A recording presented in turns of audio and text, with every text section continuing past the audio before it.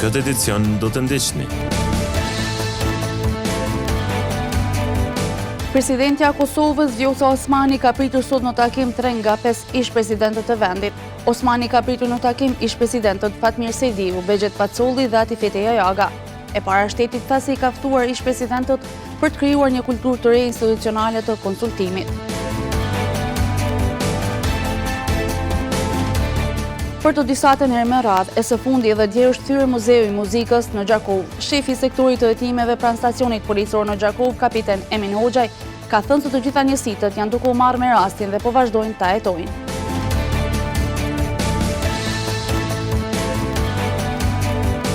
Po kërkohet edhe më tej që të respektohen pa përjashtim masat anti-Covid në Gjakov. Fazli Hoxha, drejtori i inspektoratit, tha se po bëhet padrejtësi, përderisa shumë sektor të tjerë janë kompensuar nga buxheti i Kosovës.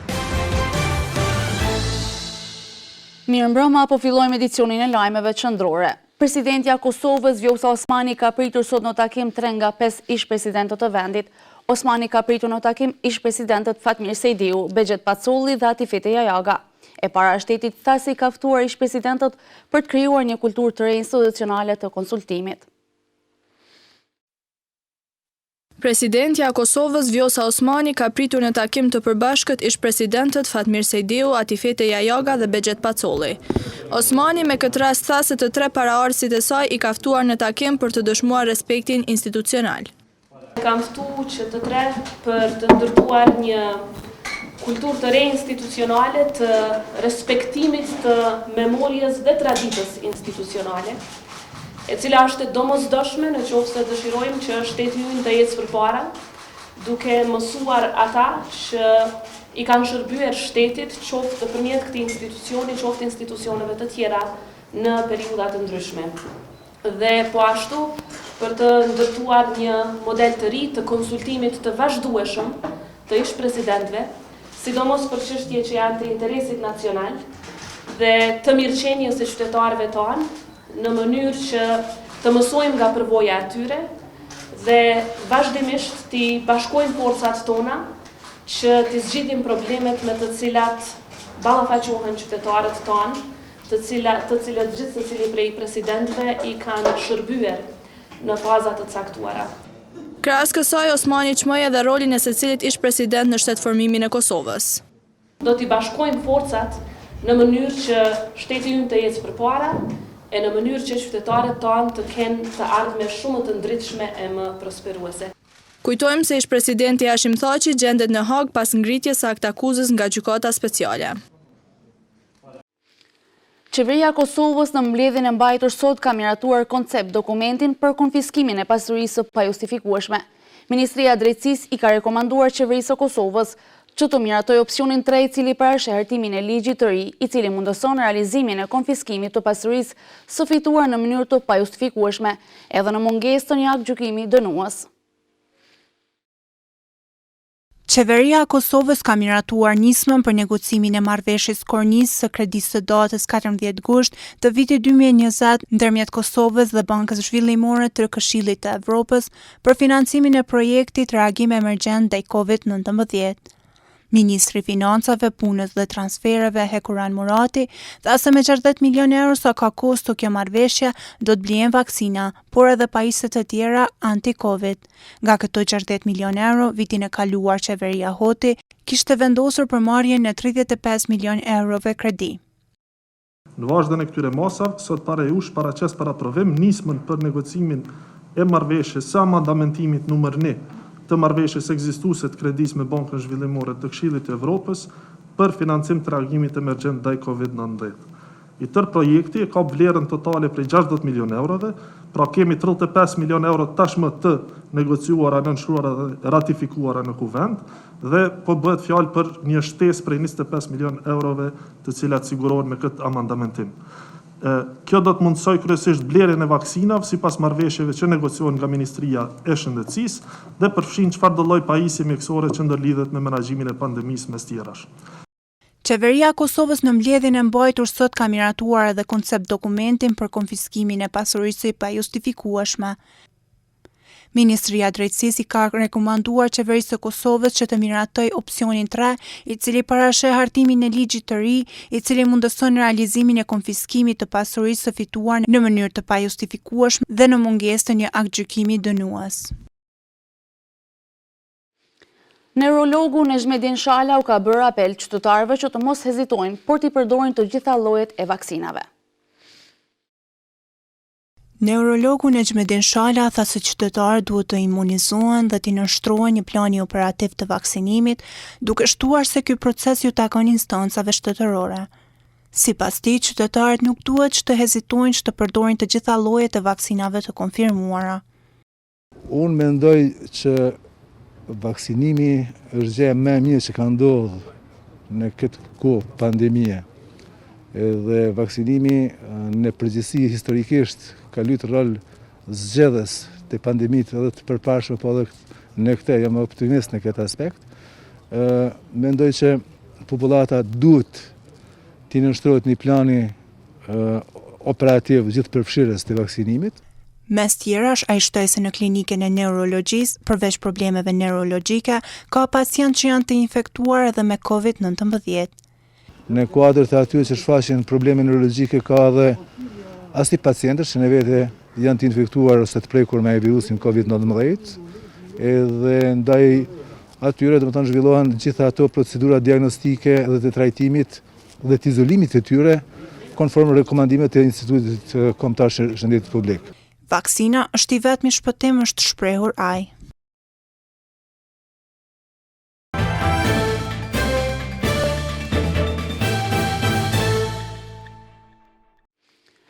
Për të disatën herë me radhë, e së fundi edhe dje është thyer Muzeu i Muzikës në Gjakov. Shefi i sektorit të hetimeve pranë stacionit policor në Gjakov, kapiten Emin Hoxhaj, ka thënë se të gjitha njësitët janë duke u marrë me rastin dhe po vazhdojnë të jetojnë. Kështu dukej në hapjen e tij Muzeu i Muzikës 5 vite më parë, materialet të shumta nga tradita e shkruar, e thënë dhe e kënduar ishin të ekspozuara këtu. Por sot ky muze ka marrë një pamje tjetër. Disa persona të panjohur mëngjesin e djeshëm janë futur me forcë brenda dhe kanë thyer dollapët e objektit. Shefi i sektorit të hetimeve pranë stacionit policor në Gjakov, kapiten Emin Hoxhaj, ka thënë se të gjitha njësitët janë duke u marrë me rastin dhe po vazhdojnë ta jetojnë. Njësitët tona me njëherë janë përgjigjë rastit, kanë ardhë, kanë grumbullu provat e mundshme dhe rasti është në hetim e sipër. Për momentin shihet që vetëm është hapë me forcë dera e hyrjes, nuk shihet që është marrë diçka, gjë e cila është dëshmuar edhe prej drejtorit në fjalë. Hetimet vazhdojnë për rastin.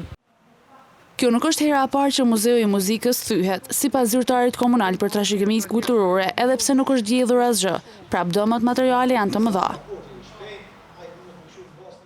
Dëmët që kanë qenë, për shembull, kemi veglat muzikuar, disa defa, pastaj kanë qenë dallapt që janë prej gjamës, janë thyj disa fjoka me kështu do si formë kutije. Në të kalunën ka qenë është vjedhë edhe televizioni që ka qenë si televizionat të menqur që përthojnë, janë vjedhë dhe është paraqit kuptohet rastin në stacionin policor dhe pasim tash për jetimeve. Dikur këtu pasqyroheshin figura, kohëra, personalitetit të muzikës. Këto tregon edhe piano akademikut Rauf Dhomi, e cila ende është këtu.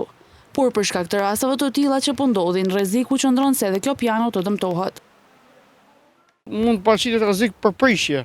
Më tepër se është piano është mjaft i madh, do thotë, ndoshta duhet një peshë shumë e madhe, shumë persona me nxjerr për këtu, po është vështirë, më shumë mund dëmtohet, që i lutna që bëhet një zgjidhje për këtë objekt.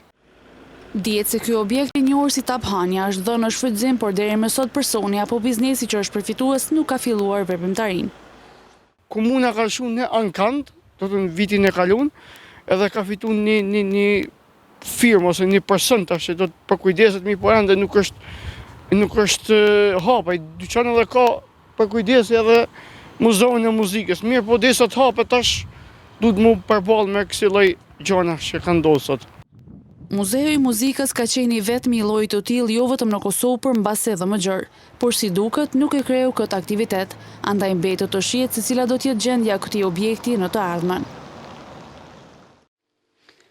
Po kërkohet edhe më tej që të respektohen pa përjashtim masat anti-Covid-19 në Gjakov.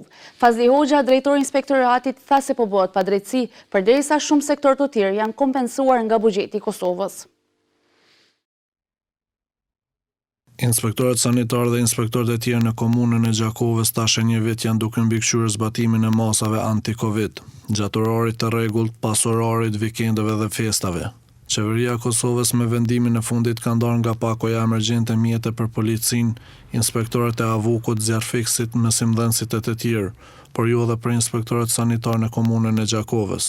Fazli Hoxha, drejtori i këtij dikasteri, tha se po bëhet padrejtësi përderisa shumë sektor të tjerë janë kompenzuar nga buxheti i Kosovës, ndërsa inspektorët sanitar në komunën e Gjakovës, të cilët po ballafaqohen drejt për drejt me mundësinë e infektimit me Covid, janë anashkaluar. Inspektorët sanitar në komunën e Gjakovës janë vazhdimsi duke bërë inspektimet dhe duke respektu vendimin e qeverisë, edhe vendimin e fundit që kanë ndodhur ndryshimet e masave dhe jemi duke përcjell respektimin e gjitha këtyre masave nëpër shoqëritë në komunën e Gjakovës. Hoxha i falenderoi qytetarët dhe gastronomët që po e respektojnë vendimin e qeverisë duke ju bërë thirrje që të vazhdojnë të përfillin këto masa. Duhet ta shfrytëzoj rastin të falenderoj qytetarët e komunës së Gjakovës që janë bërë pjesë e respektimit të këtyre masave dhe bashkërisht po e të kalojmë këtë gjendje duke i respektuar në gjitha nivelet. Prandaj nuk kemi shqiptuar masa sepse po i respektojnë në përgjithësi dhe jemi të kënaqur dhe do të vazhdojmë inspektimet tona në bazë planit që kemi të parapo në kodët e drejtorisë për punë inspektuese. Inspektoriati sanitar në komunën e Gjakovës ka shqiptuar vetëm një gjop për një biznes që nuk ka respektuar masat kundër pandemisë. Ka kaluar një javë që sektori i gastronomisë po qëndron i mbyllur për shkak të masave të reja anti-Covid të ndërmarra nga qeveria e vendit, por nga shoqata e gastronomëve të Kosovës thonë se këto masa vetëm sa po e thellojnë edhe më shumë gjendjen e rëndë të këtij sektori. Me qëllim të uljes së rasteve pozitive me Covid-19, javën e kaluar qeveria ka ndërmarrë masa të reja kufizuese, duke ndaluar punën e gastronomisë dhe të qendrave tregtare deri më 18 mars. Por se kjo mbyllje ka ndikuar që mbi 29.000 qytetarë të Kosovës vikendin ta kalojnë në Shqipëri. Kjo për Arjan Vranicën nga shoqata e gastronomëve të Kosovës është dëshmi se masat e fundit kanë ndikuar që të ketë eksport të paras dhe import të virusit. Një sektor i cili po mbyllet tek ne po lejohet në vendin tjetër. Andaj do thotë kjo po stimulon qytetarët e vendit të Republikës së Kosovës që më shumë të frekuentojnë vende tjera se sa vendin tonë. Andaj ne do thotë për neve ka qenë shqetësuese sepse duke i ditur edhe kapacitetet buxhetore të Republikës së Kosovës nuk janë të mjaftueshme për të mbështetur bizneset në raport me humbjet të cilat i kanë shkaktuar. E natyrisht ne duhet të evitojmë sa më shumë këto humbje, mirë po me këtë vendim ne e kemi kriju do thot një eksport të paras dhe një import të virusit. Sipas tij, vendimi i qeverisë që gastronomia të punojë vetëm me shërbim merr me vete dhe dërgesë me porosi, vetëm sa e thellon edhe më tepër gjendjen e rëndë të këtij sektori. Në 3 muajin e dytë të vitit të kaluar ka pasur do thot një përshkallëzim do thot të jashtëzakonshëm se për këtë dëmeve të shkaktuara nga pandemia dhe masa shënguese të pandemisë të qeverisë në gastronomi, ku kemi pasur 64% në rënje dhe të qarkullimit dhe e cila do thot ka treguar që ka prirë do thot në raport me çdo industri tjetër se për këtë dëmeve. Një vit më parë për shkak të mbylljes në sektorin e gastronomisë, Vranica thotë se mbi 11.000 punëtor kanë humbur punën, e që një gjë e tillë shton se do të ndodhë edhe për shkak të masave të fundit. Vetë se ka një largim të punëtorëve edhe me masat paraprake, e tani natyrisht që do të ketë një thellim edhe më të madh, ku siç e theka do thotë edhe më herë do thotë numrat janë mjaft shqetësues se për këtë punëtorëve të larguar edhe arritja në normalitet do thotë vetëm po të zgjatet dhe po bëhet edhe më vështirë në të ardhmen. Përfaqësuesi i shoqatës së gastronomëve të Kosovës thotë se sektori i gastronomisë duhet të mbështetet sa më shpejt nga qeveria e vendit. Ai bëri të ditur se javën e kaluar kanë pasur takime përfaqësues të qeverisë, me të cilat thotë se kanë diskutuar se gastronomët duhet të mbështeten.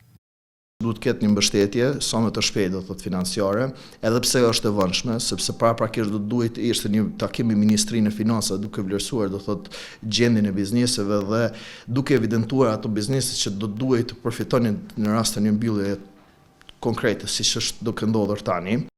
Masat kufizuese do të vlejnë deri më 18 mars, e qeverisja deklaron se nëse do të ketë tentim që mbyllja të zgjatet, ata do të protestojnë. Vendimi i Këshillit Drejtues të Shoqatave Gastronomike të Kosovës ka qenë që në rast që nuk do të ketë do të thotë hapje, natyrisht që ne do të protestojmë me padëgjueshmëri dhe me organizim të protestave në rrugë, ku nuk jemi të vetëm, do thotë ka edhe ODA dhe shoqata tjera përkrahase do thotë në këtë aktivitet. Më 7 prill kanë hyrë në fuqi masa të reja kufizuese, ku gastronomisë dhe qendrave tregtare i është ndaluar puna deri më 18 prill.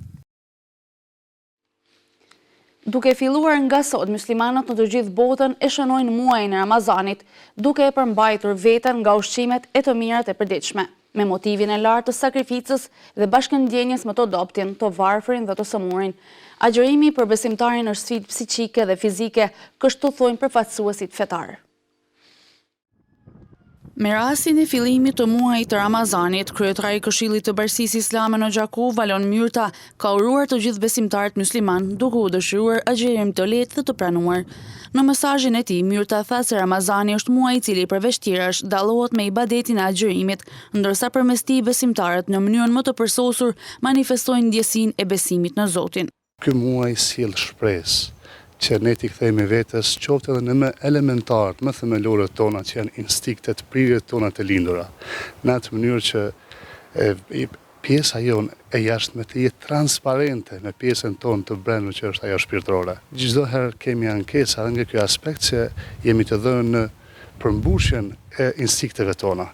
Vjen Ramazani për të thënë se përmbushja varet është kulturë edhe varet nga ne. Këtu ndërhyn edhe feja për të thënë se ndoshta kemi nevojë që të paksojmë ngrënien, ndoshta kemi nevojë të paksojmë edhe pirjen, edhe shoqërimin e tepruar me njerëzit, edhe t'i kthejmë pak vetes, që të jetojmë jo vetëm për një prezantim para njerëzve me sjelljet tona të mira, por të fitojmë edhe një vetë respekt. Duke marrë parasysh që edhe këtë vit, ashtu sikurse në Ramazanin e vitit 2020, Kosova si e gjithë bota po përballet me pandeminë e koronavirusit. Sipas kryeimamit Visar Koshi, në institucionet fetare po mundohen që të respektojnë masat dhe besimtarët të kryejnë ritet e tyre konform vendimit të qeverisë. Ne duhet të kemi kujdes gjatë faljes që të respektojmë edhe distancën, por edhe hapësirat e cilat i kemi në dispozicion. Vlen të theksohet që pothuajse është përgjysmu numri edhe për shkak të kohës që jemi, por edhe për shkak të rrethanave të cilat i kemi. Do të thotë një pjesë bukur e madhe, sidomos e pleqve, të moshurve, nuk po mujnë të vinë në xhami, mirë po e plotësojmë me disa numër simbolik, sepse çdo xhami ka xhamatin e vet, pra një simbolik, mund të them kështu, është duke mbajtur. Përfaqësuesit fetar bëjnë thirrje që veçanërisht në muajin e Ramazanit të rritet kujdesi për parandalimin e përhapjes së pandemisë COVID-19, duke u respektuar në maksimum masat e parapara për luftimin në këtij virusi. Vlen të theksohet se muaji i Ramazanit filloi sot dhe përfundon me 12 maj, ndërsa me 13 maj është dita e Fitr Bajramit. Në vazhdim të ndjekim bashkë grafikën e parashikimit të motit për ditët në vijim.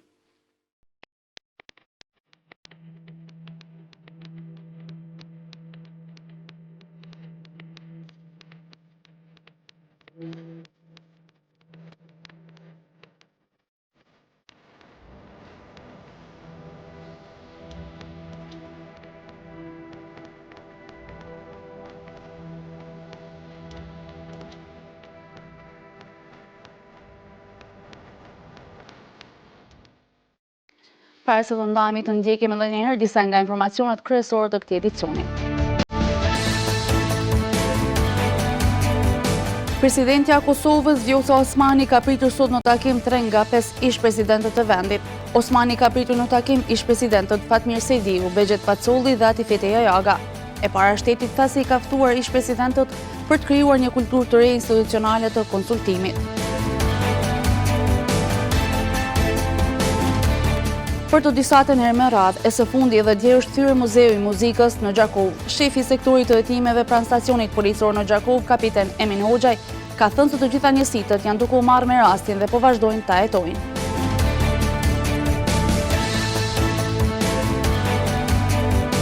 Po kërkohet edhe më tej që të respektohen pa përjashtim masat anti-Covid në Gjakov. Fazli Hoxha, drejtori i inspektoratit, tha se po bëhet padrejtësi, përderisa shumë sektor të tjerë janë kompensuar nga buxheti i Kosovës. Këtu merr fund ky edicion qendror i lajmeve. Për më shumë informacione na ndiqni edhe në portalin syrivision.tv. Mirupafshim.